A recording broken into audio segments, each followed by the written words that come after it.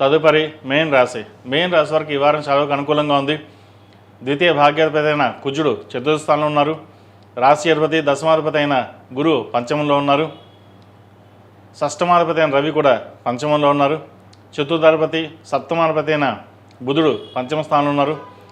వివాహ సంబంధించిన వ్యవహారాల కోసం, పునర్వివాహ సంబంధించిన వ్యవహారాల కోసం ఎవరైతే ప్రయత్నాలు చేస్తున్నారో ఒక శుభవార్తను వింటారు. మంచి దగ్గర సంబంధం కుదిరే అవకాశం గోచరిస్తోంది. ఎప్పటి నుంచో సంబంధం కోసం ఎదురు చూస్తున్న వారికి ఒక శుభవార్తను వింటారు.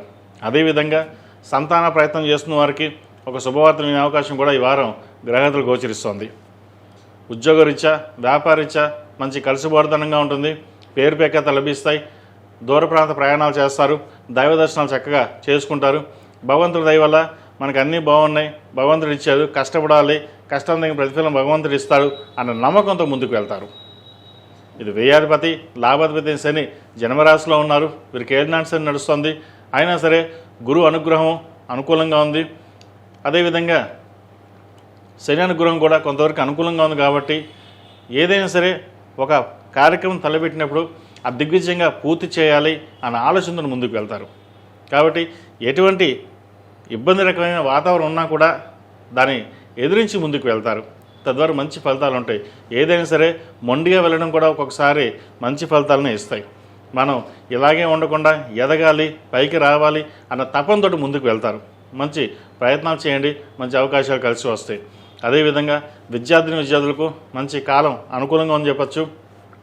విదేశీ సంబంధించిన విషయాలు సానుకూలపడుతుంది. దూర ప్రాంత ప్రయాణాలు కలిసి వస్తాయి. అదేవిధంగా విదేశాలు వెళ్ళి చదువుకోవాలనుకున్న వారికి స్టూడెంట్ లోన్ మంజూరు అవుతుంది. మీకు కావాల్సిన యూనివర్సిటీ సీట్ ఏదైతే ఉందో దాంట్లో మీకు సీట్ లభిస్తుంది. అదేవిధంగా ఆరోగ్యరీత్యా కొన్ని జాగ్రత్తలు తీసుకోవాలి. షష్టమాధిపతి రవి పంచమంలో ఉన్నారు. షష్టంలో కేతు ఉన్నారు.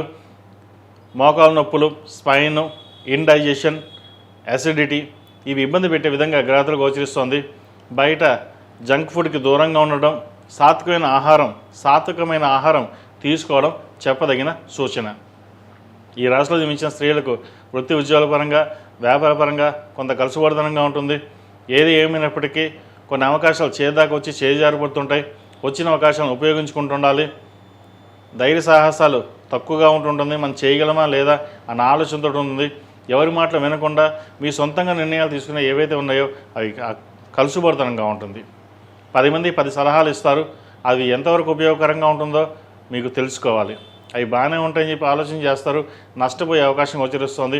ముఖ్యంగా ధనం రూపాయి వస్తుంది, రూపాయి ఖర్చు ఉంటుంది. సేవింగ్స్ రూపేణ చేయడం అనేది చెప్పదగినది. ఈ వారం భూమి కానీ, ఫ్లాట్ కానీ, బంగారు ఆభరణాలు కానీ చక్కగా కొనుగోలు చేసే అవకాశాలు లభిస్తాయి. అదేవిధంగా బంధువర్గంతో విహారయాత్రలు, విందు వినోద కార్యక్రమంలో శుభకార్యాల్లో పాల్గొంటారు. దైవ దర్శనం చక్కగా ఈ వారం చేసుకోగలుగుతారు.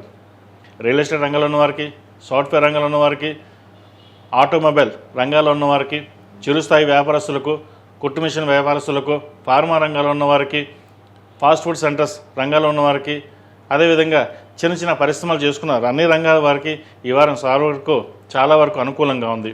కష్టం తగిన ప్రతిఫలం లభిస్తుంది.